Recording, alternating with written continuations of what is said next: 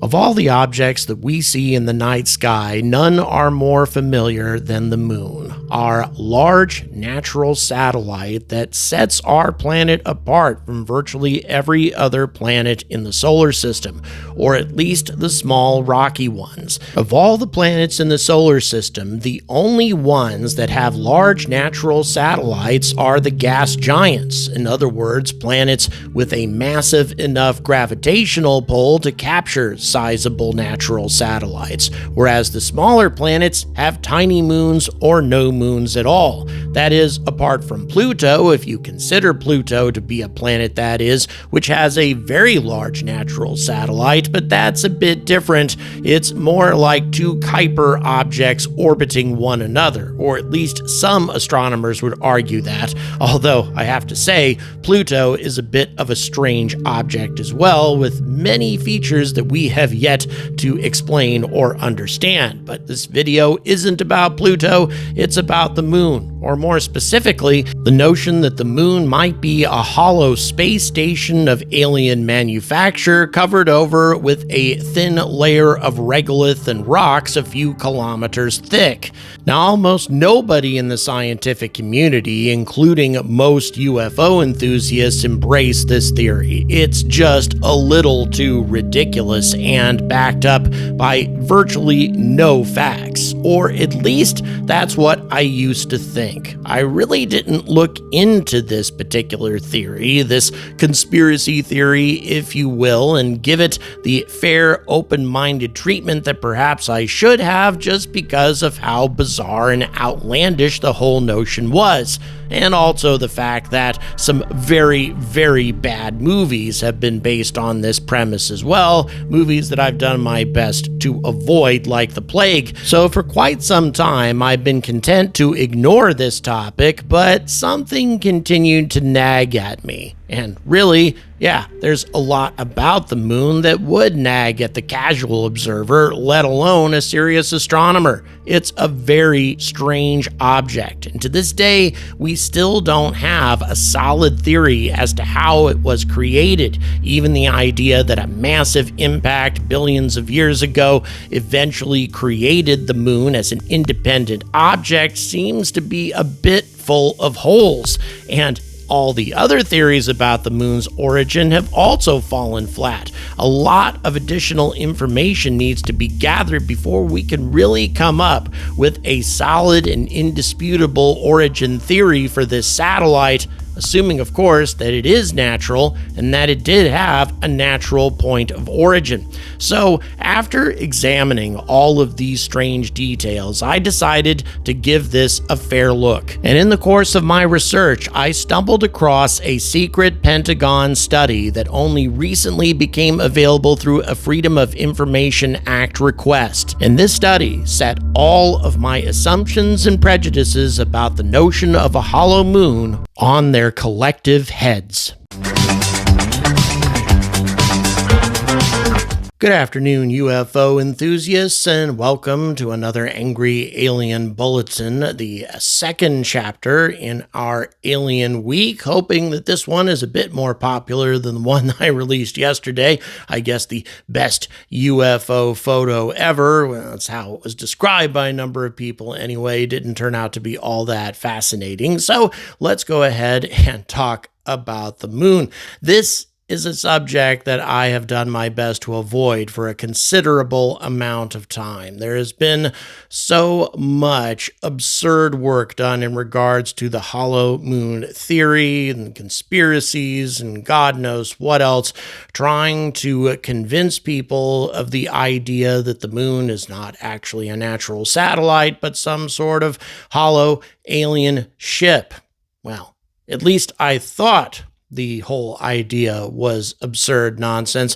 And so I didn't really take the time that I think I should have to look into the whole claim and see what sort of evidence had been presented, what sort of data suggests that the moon is not a natural satellite, but rather an alien machine or alien space station of some kind that's covered over with rocks and regolith to conceal its true nature, but within is a hollow structure loaded with alien machinery. And the satellite is there for a variety of different purposes, but most significantly, to ensure the evolution of intelligent life here on Earth. It has been commonly recognized that the presence of an extremely large natural satellite stabilizes and protects this planet in many regards, in ways that, for example, Mars and Venus are not protected. Those planets lacking a massive natural satellite oftentimes have huge shifts in their tilt, in their axial tilt, and this can cause massive changes in the environment and the weather, a variety of different cataclysmic changes that would be very, very counterproductive to the evolution of complex life. And so the presence of a large natural satellite has essentially guaranteed a stable environment for life to evolve on this planet that does not exist anywhere else in the solar system. Indeed, it doesn't seem to exist terribly commonly throughout the entire galaxy, at least from the exomoons that we have found thus far. Very, very unusual to find a large natural satellite in conjunction with a relatively small rocky planet. But that alone isn't proof of the existence of some sort of alien creators behind this massive satellite. That is just good luck. Cosmological good luck, and that's the reason that we're here, and perhaps intelligent life is not on Mars or Venus. But that being said, there's a lot of other details to this whole theory, this bizarre and incredible notion that, in my opinion, deserves at least some close examination, a fair and open-minded approach before we dismiss the idea entirely. And also, I discovered recently that the Pentagon is very interested in what lies at the center of the moon. And they commissioned a secret study about the composition of the moon's core and something very unusual that might lie at the center of our satellite that could absolutely revolutionize space travel. A unique and unusual substance that might be extremely interesting to an alien civilization as well. And perhaps the moon is hollow, not because it's a huge space station or a satellite of alien construction, but rather a site that has been mined over and over again through the eons. Now, first of all, I'm going to go ahead and quote extensively from a paper entitled Predicting the Science of Possible Hollow Moon Spacecraft, as presented by Ian Beardsley from the University of Oregon. This fellow draws a lot of conclusions about the possible artificial origins of the moon and its relationship to the solar system, but I'm just going to go ahead and stick to his hollow moon evidence. So, first of all, he starts out by saying the obvious. It seems a lot to suggest that the moon was put there by aliens and is a hollow sphere craft, but oddly, it describes it better than traditional theories because, as astronomers have long known, the moon does not make any sense. Looking into it further, you find that the reason it makes no sense is that it is the reverse of the Earth and all the planets in many respects. The rocks on the surface of the moon, for example, are denser than the rocks below, which would be better explained if the moon was hollow. The geology on the surface of the moon is also older than the geology beneath it, and when we went to the moon and returned to the command module, we dropped the lunar lander on the moon and measured the seismic activity,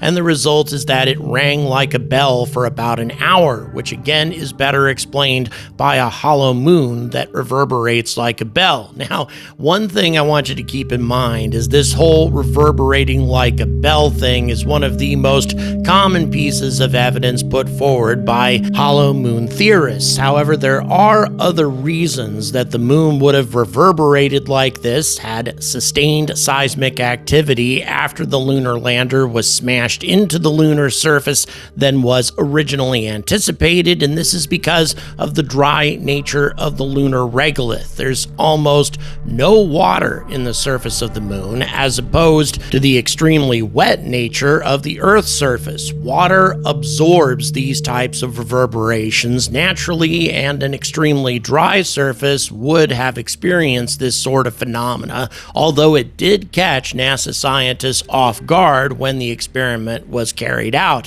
but certainly not sufficient evidence for the existence of a hollow moon. However, Beardsley also points out that some rocks on the lunar surface are older than not just any rocks on Earth, but older than any rocks in the entire solar system, and are magnetized in spite of the fact that the moon does not have a magnetic field. Chromium, titanium, and zirconium are abundant on the moon, and this is not the case with the Earth. And that's actually quite true, especially with the element titanium. Titanium can be present in the lunar regolith to up to a 10% concentration. That's a huge amount of titanium in just ordinary lunar regolith, and those kinds of titanium deposits are hard to come by on Earth. And if we are to believe current theories that the moon is just a chunk of our own planet that was ripped off during a cataclysmic impact millions of years ago, then why is the composition so radically different? Also, why is the density of the moon so much lower than the density of the Earth? Indeed, the density of the moon is also much lower than a very similar object, at least a visually similar object, and that's Mercury. Mercury is substantially larger than the moon and much more massive. To give you an idea of how radical the difference is, Earth's density is approximately 5.514 grams per cubic centimeter. Mercury's is very similar at 5.427 grams per cubic centimeter. Again, we could assume that, given how these planets formed in a similar region of the solar system. However, the moon is only 3.34 grams per cubic centimeter, much lower than either Mercury or the Earth. The inconsistency continues with the planet Venus, with a density of 5.24 grams per cubic centimeter. Again, all the rocky worlds have roughly the same density, with the exception of the moon. But before we jump too enthusiastically onto the conspirators' side of the fence, it must be pointed out that Mars is another big exception, with an average density of 3.93 grams per cubic centimeter. Granted, still more dense than the moon, but not nearly as dense as Earth or Mercury or Venus. And there's nothing about Mars that would suggest that it also is some kind of alien spaceship or hollow world. It just has a different composition. But still, the fact that the moon has a density and composition so radically different than the planet that it supposedly came from is a strange inconsistency indeed, and it's strengthened by the fact that many of the rocks that were brought back from the lunar surface have a substantially greater density per cubic centimeter than the overall density of the moon itself, suggesting that there has to be some part of the moon that's substantially less dense or perhaps hollow. However, once again, before we get too excited about all of this, we also have to consider the rest of the moons of the solar system. That is to say, the moons of the Jovian worlds, and these are far less dense than the moon.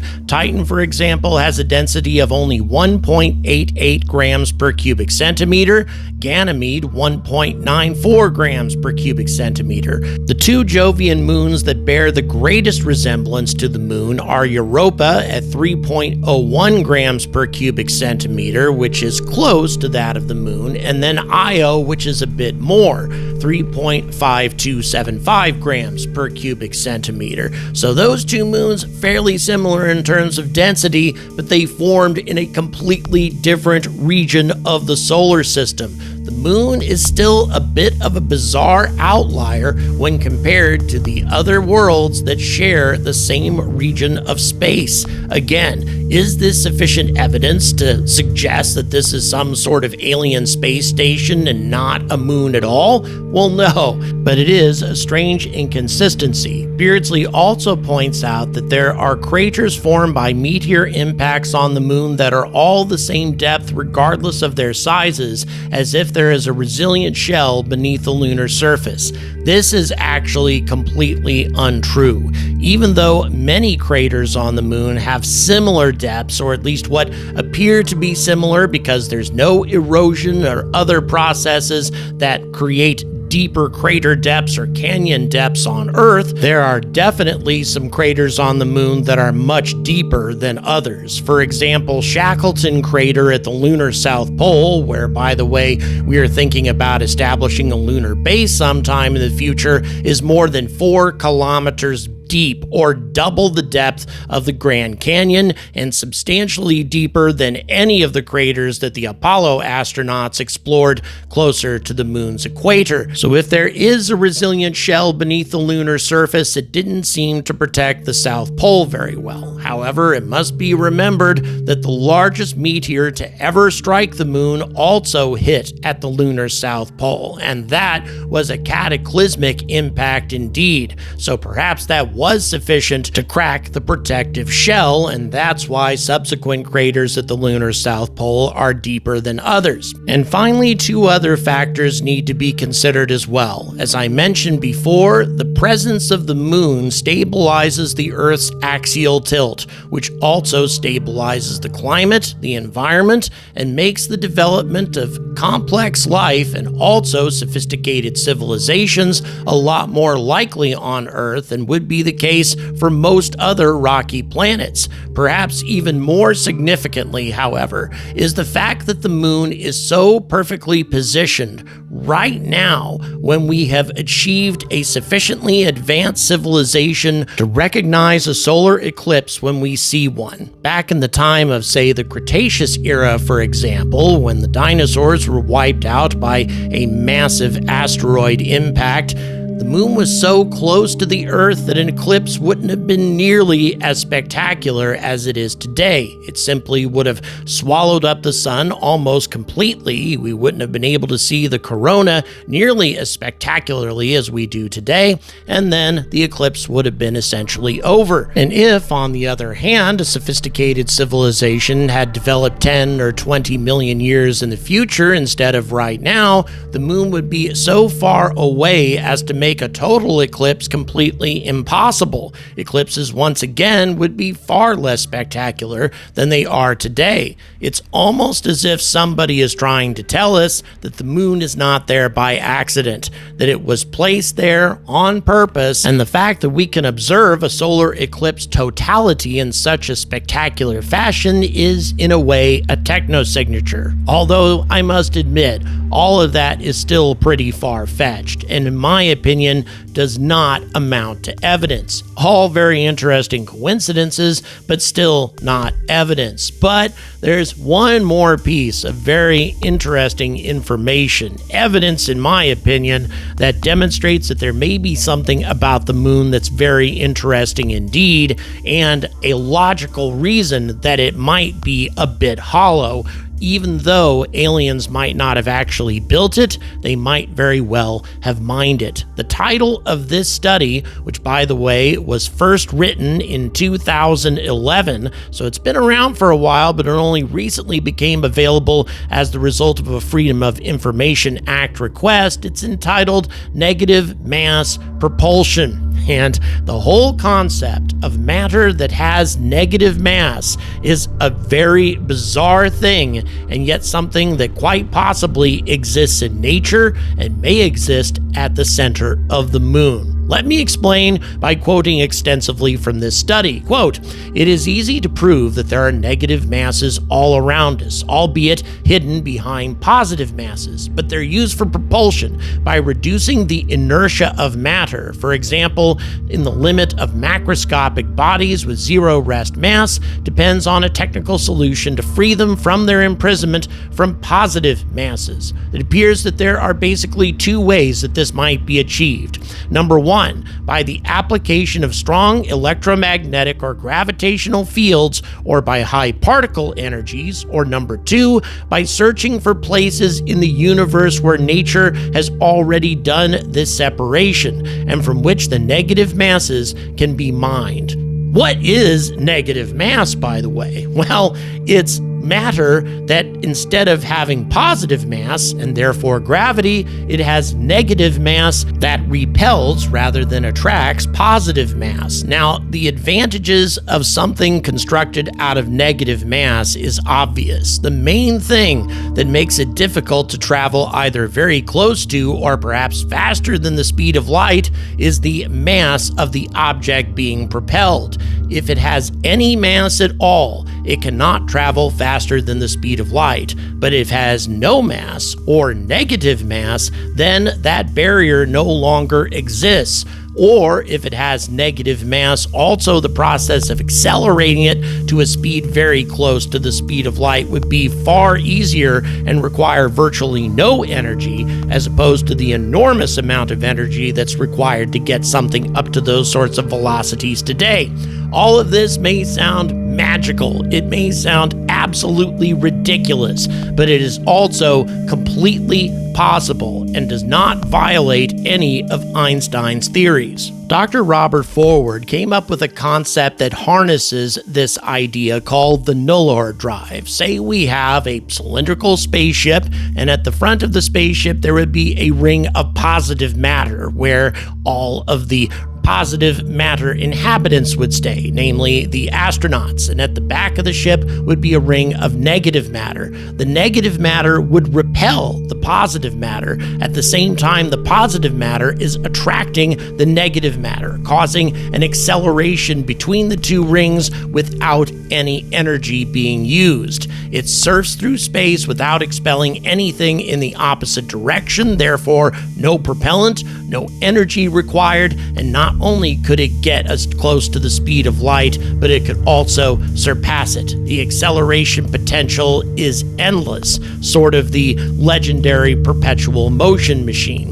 In order to survive this type of acceleration, the nullor drive was designed to create a zero-G cockpit region by making the matter rings with a mass of approximately 1 trillion tons. Because keep in mind, in order to achieve substantial acceleration, you would need to have a mass big enough to actually generate some sort of gravitational pull, or in the case of the negative mass, gravitational repulsion. So the cockpit would be pulling 50 G's worth of acceleration by the positive matter and pushed by 50 G's by the negative matter, which of course would rip the astronauts to pieces, except they wouldn't, because the two forces would cancel one another out and create a safe environment in which to man the ship.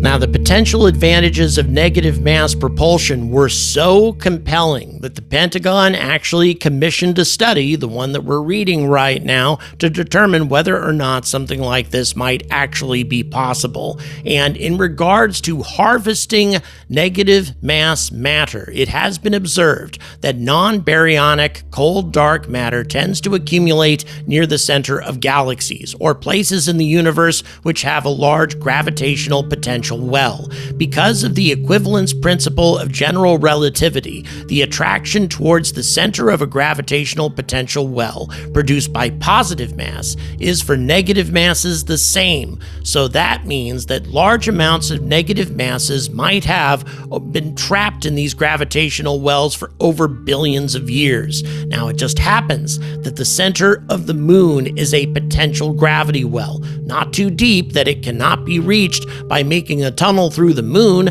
not possible for the deeper potential well of the Earth where the temperature and pressures are too high. This would also be the case for planets like Venus, Mars, or even Mercury, which is substantially larger than the moon. Making a tunnel through the moon, provided there is a good supply of negative mass, could revolutionize interstellar spaceflight. A sequence of thermonuclear shaped charges would be required to make such a tunnel technically feasible. The paper goes on to explain where negative mass might exist in the universe and actually describe some locations where negative mass may have already been observed. For example, vast intergalactic voids that for some reason have no matter of any kind whatsoever. This is very odd because it is the nature of matter in the universe to coalesce together via the force of gravity, but instead matter appears to be repelled from these voids, perhaps repelled by large amounts of negative matter or something else with negative mass. But getting back to the moon, the paper suggests that because the heat and pressure inside the moon's core is substantially less challenging than the pressures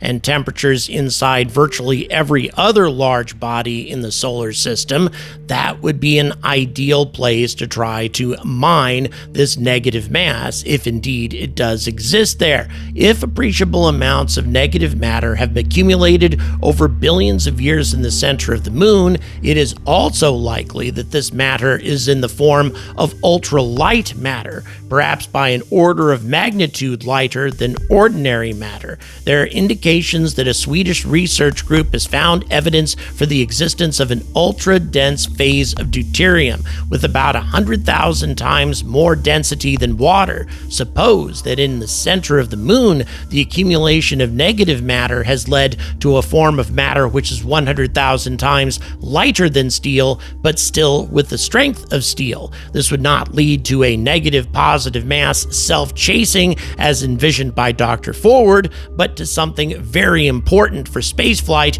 because it would dramatically reduce the energy requirements to accelerate a spacecraft made from ultralight material. By the way, if you think all of this is bizarre mumbo-jumbo, you're not alone. But keep in mind, this isn't my theory, this isn't my study, this is the Pentagon study on the topic, something that they regarded as being important enough to research and also to try to find resources of negative matter in the solar system that could possibly be exploited in the future by nuclear-shaped charges or perhaps extremely powerful laser beams that would bore tunnels to the center of the moon, hollowing it out in the process. And this might explain why there is so much UFO activity close to the moon, why UFOs have been observed disappearing into lunar craters, perhaps disappearing into caves or some kind of lava tunnels,